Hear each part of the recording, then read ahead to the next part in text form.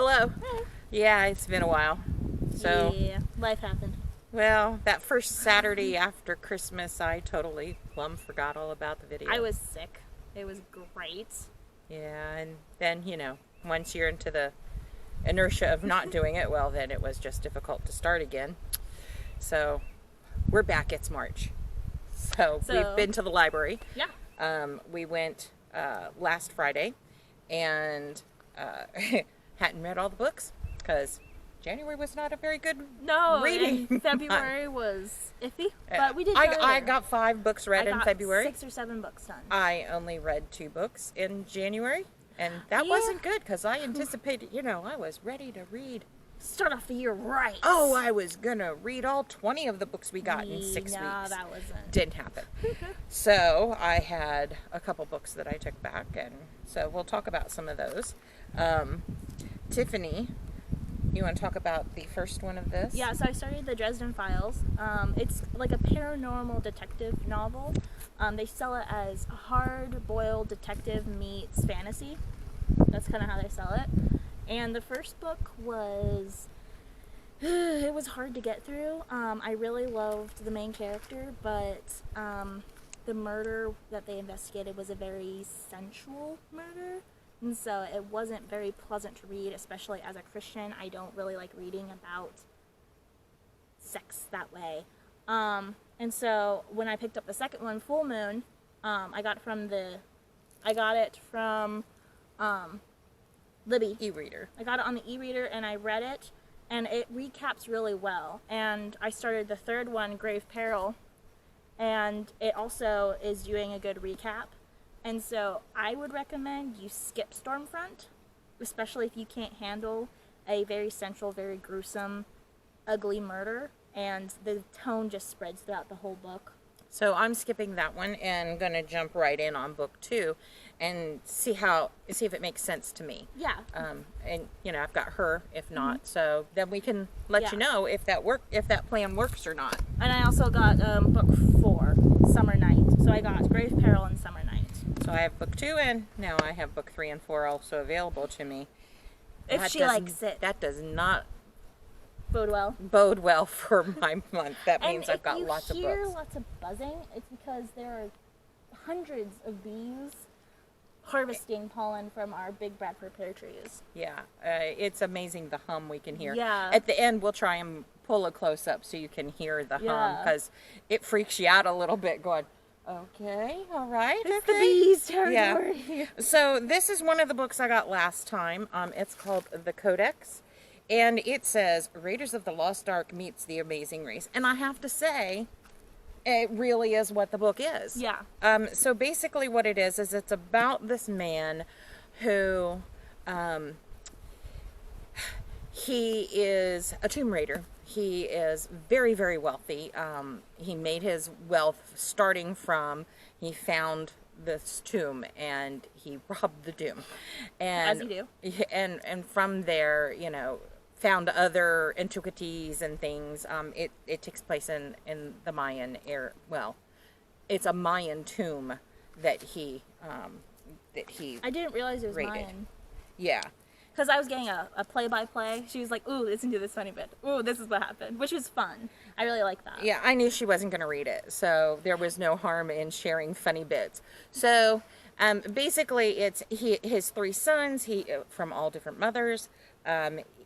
This is a very secular man, I'm just saying. Keep it in his pants, okay? At least he did marry them all. Yeah, I guess. But anyway, so he tried to make his sons the best he could. He wanted them to be the most of everything. The best geniuses, the best musicians, everything. And he was hard on the kids. And so when they grew up, they all went their own way and doing their own thing. And so, they're not lazy people. Mm-hmm. One's a professor, albeit he's a professor at a community college, but he is still a professor. One is a vet. He wanted to be a paleontologist, and his dad talked him out of that. And so, he's a vet doctor out in the reservation in, I want to say Nevada or Utah or something. makes no money. And the third one is a Swami. He's just, he's a big religious meditator. And so it starts out with the dad sending them all three a letter and travel expenses to come see him at this specific time, this specific day. And they get there, and basically all of his treasures are gone. They can't find him. At first they think he might have been murdered. He did have cancer. And so the whole setup is that basically dad left him a videotape and says, I worked hard to get my money, and so I'm taking it all with me. Wow. Like the ancient pharaohs did. And so I'm taking it with me, and you have to come find it in order to get it. You gotta work for it. Yeah, you gotta work for it. And so each one decides they're not doing it, and then the one who really loves nice things, he decided that he was doing it, and he went to his father's old partner, and each one for different reasons is brought into, and they're all separated in their quest to get there. And it's about how it had a really redeeming arc to it. The characters, I really didn't like them at first, and I almost put the book down several times. Matter of fact, when I went to the library, I almost didn't renew it. There is some cursing in it. It's pretty clean. There's 2 paragraphs that you can skip. There's a couple of one of the old tribe chiefs talks, you need a young woman to have sex with, and that's about the extent of what he says, but to keep you warm. Oh gosh. Wow. But other than that, I have to read this part because should I read it? No. Okay, there was a point where I wanted to be offended because it was against missionaries, against Christianity, but it was just so funny. And so yeah, she read it out to me, and I was like, I'm mildly offended. And then she read it again, and I was like, I can see the humor in it. That's actually quite funny. Yeah, and it was 2 of them, and 2 points like that. But the end result turned out really good, where it ended up, you be what you want to be. Make yourself into who you want to be. Don't try to make somebody else happy with your life. You have to live your life for you. And that's a very spoiler-free, Oh, extremely spoiler-free. Because I did not give away the twists, let me tell you. Yeah. And so, I picked up Dune. And from what I understand, this is a bind-up of 3 of the Dune novels. Or it might just be very strange, because it says book 1, Dune, book 2, Muad'Dib, book 3, The Prophet. So it might just be one big book with 3 different acts or parts that are labeled as books. Right. Like Tolkien. He did that with, at least I think he did. So we got Dune. It's by and I'm looking forward to reading that. That's a classic sci-fi. So yeah, it's called Science Fiction's Supreme Masterpiece. So that's a tall order. It's a tall order. So one of the books Tiffany and I read last month was The Invisible Library. It was so good. It ticked off every single box except Christian fiction. Yeah. That's the only box it didn't tick off for me. I have to say, I was concerned because it has fae, it has werewolves, it has alternate history, time travel. Well, that's stuff. the part that got me. But what were the other creatures? There were some dragons. There were some imps. Maybe I don't know. It's just a very almost every paranormal, fantastical creature or species it has it. And then you've got the time travel, and then you've got this invisible library, and then you have a mystery that you're solving, almost like a heist. Right. And that was. And so I have to say that. And it had a sassy character whose inner thoughts amused me greatly. Yeah. Irene, the main character, is good. And she had great chemistry with a lot of different characters. Yeah. And what is it called? Is it called the person? As a writer, I should know these things, but You're talking about the protagonist? No, the person who's against the protagonist. The antagonist? The antagonist, but she's not it's not a villain. Right. But the protagonist even was written in a way where you didn't despise them. The bad guy? Well, the antagonist, yes. Both of them. So, yeah. So we will be doing a review on that. Yeah. But so anyway, the library had books 2 through 5, and so those are 4 of my books for the month. I'll be reading those. Yes. Definitely. Yes. We might even be doing a vlog, doing a buddy read with them, Yeah. we don't know. With those books.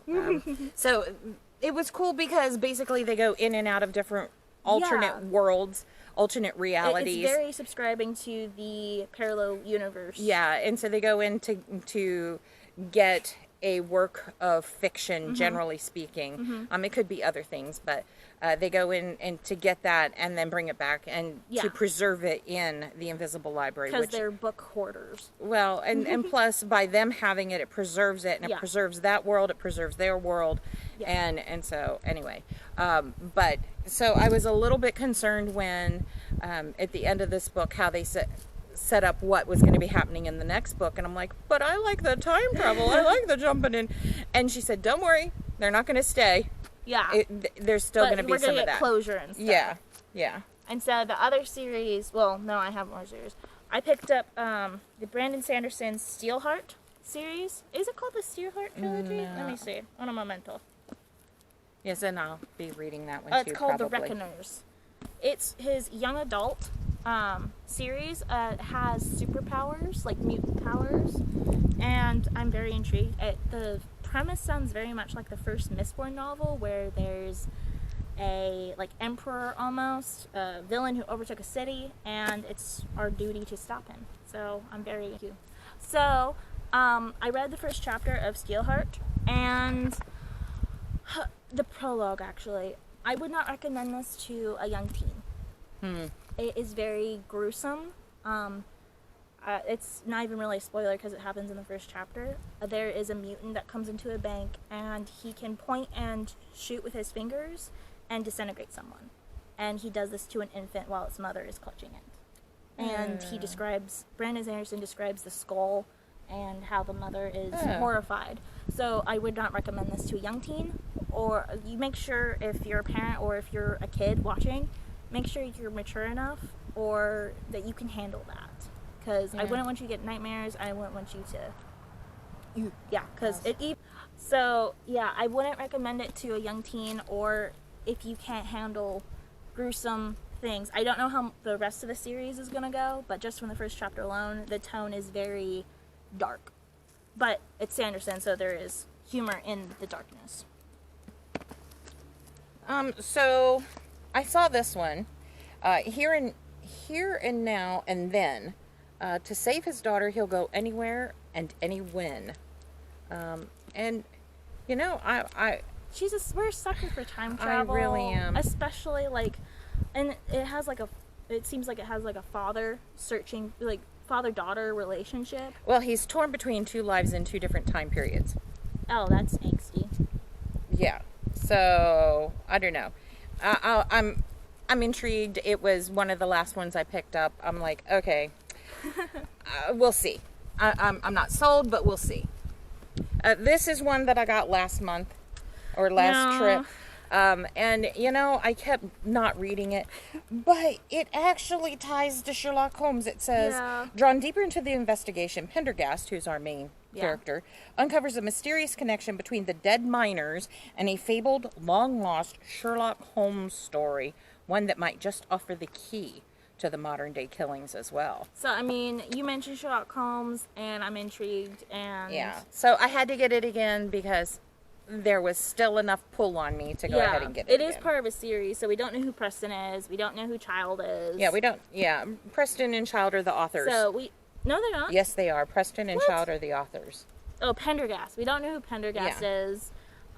So we might not be able to fully grasp it if I read it, I might not be able to, Right. all that. So that's that. So, we finished The Magic Thief. Well, we read the Magic Thief series in November? Yeah, something like that. I enjoyed it. I loved it. I wouldn't recommend it to a young audience, though. Yeah. Even though it's juvenile fiction, because it might mess you up a little bit. We didn't know that the library had a physical copy of the last book. So Mom read Home, which is the last book, online on the e-reader, and then I was reading another book at the time, and so I didn't read it, and then I requested it on Libby. I've been waiting for months. They've lost it. They've lost the ebook. How do you lose an ebook? This isn't the first time they've lost an ebook. I'd just like to know how you lose an ebook. Does it get corrupted? Does it not? Like, it returns automatically. Right. So And how do you lose an ebook? So when I saw this in the juvenile fiction area, I was like, I have to, because I need closure. I need to see how it is. I need closure. What happens to them? So I got that, which will be a very quick read, and it's very enjoyable. I love the main character. He's so witty. He's so brutally honest. Well, and that's the one that we had that music playlist that we listened to while we read that. I just love how he won't lie to you. If he can't make a promise, he won't make the promise. Right. Which I do love that. Yeah. I love moral characters. Yeah. So then another one I got last time was Paradox Bound. And, I guess I just wasn't in the mood yet. But I couldn't give it up because I read the thing again, and basically it's about this person who, as a kid, this person pops in his town. Oh, that one. Yeah. Pops in his town a couple of times as he's a kid. And so he's waiting around the number of years that it takes till the person pops back in again. And that's why he hasn't left town again. And so it's about when this person comes back in and what happens. Yeah, and when they make the claim of a time-trotting romp worthy of Doctor Who itself. That's a high claim. Yeah. So, we have to give it a try, and so I went ahead and let it be one of my 10 books this month. It seems that we're on a sci-fi kick. Yeah. Because I'm noticing a lot, like, the Brandon Sanderson one isn't fantasy. It's kind of sci-fi, because in my opinion, mutants are sci-fi. The Invisible Library is fantasy. But it's time travel, too. It is, So too. it's a blend of the two. It is indeed. Well, I need to. Yes, I'm waiting. Oh, okay. So, I got Because You're Mine. This was a leftover of my February, or late January. Last time. This is another one of those that I've been requesting on ebook, and they've lost. An ebook? So I saw if you know how somebody loses an ebook, tell us. please explain that to us, because I just don't have a clue. Yeah, They yank it from you. Yeah, I actually went through my Kindle in the cloud, and I went through and I was like, delete all the library books. Like, they were returned, but my Kindle still has memory of it, so I was like, maybe that's how maybe we got that's how. I'll lost. help. I'll do my part. That's right. So this one is really interesting.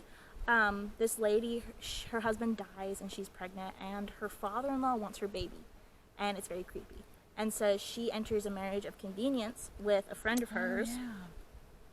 And she goes to live on her new husband's land, and it's a decaying mansion with more questions than answers. Strange things begin to happening that threaten Elena's life and the life of her child.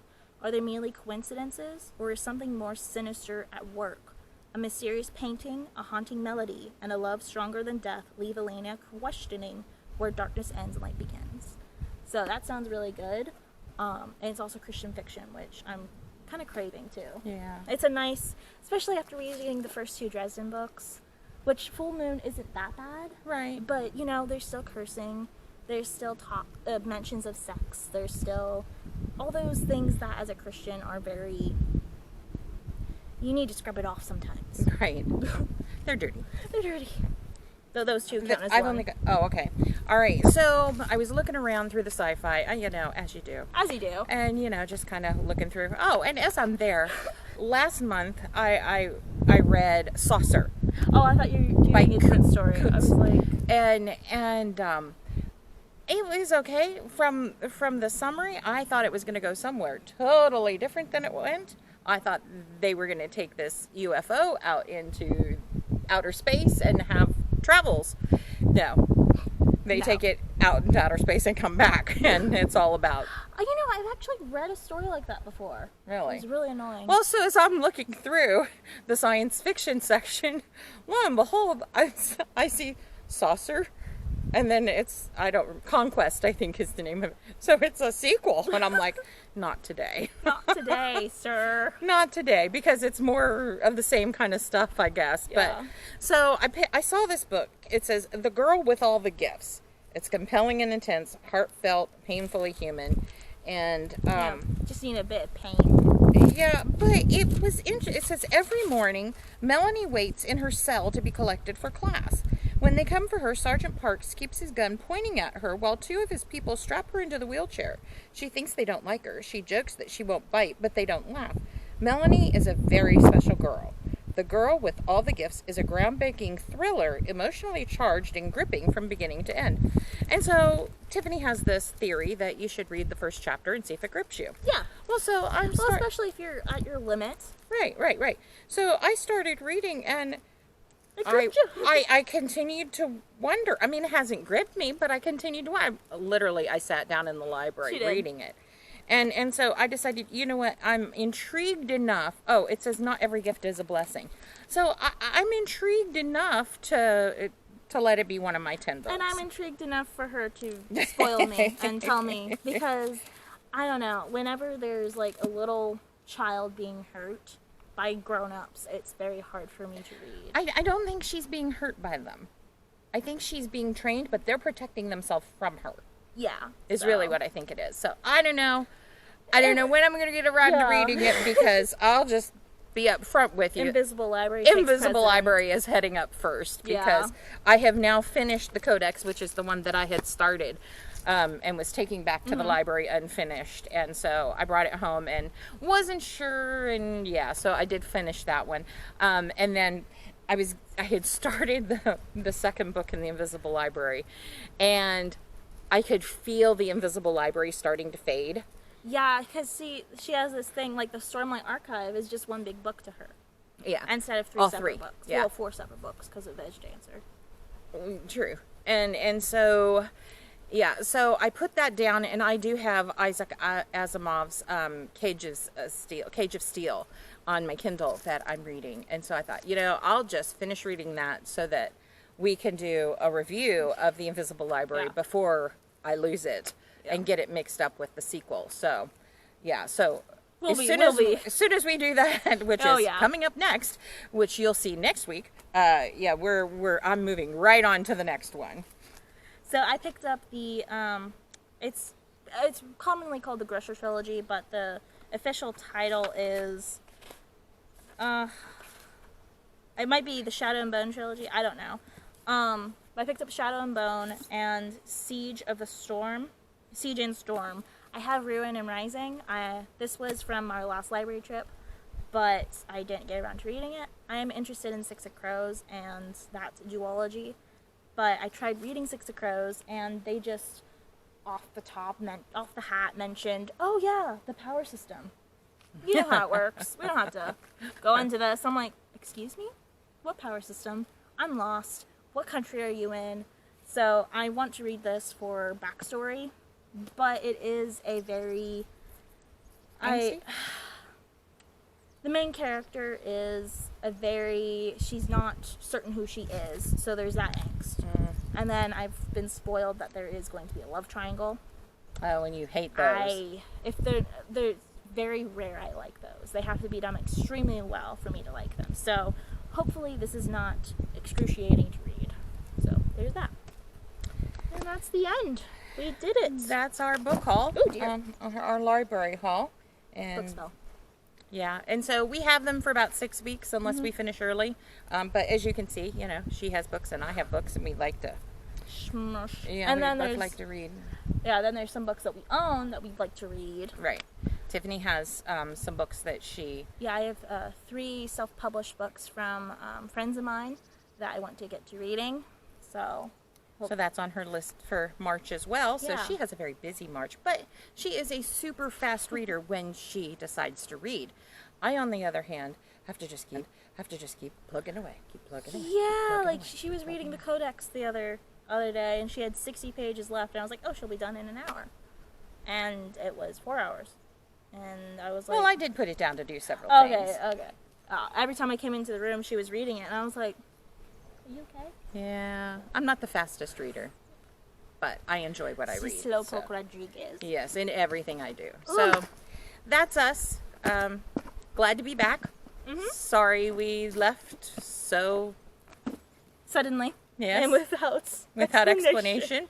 Those who have come from my blog know that I have mentioned that I was going to put up a video several times and it never made it. So I may still put that one up, but we'll see. But until next Saturday. Yeah. Bye.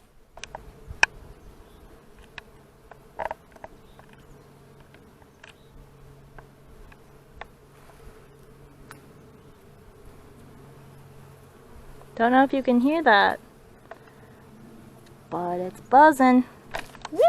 That was a butterfly. Oh. That was a bee. Right in front of my nose. Okay, we're leaving.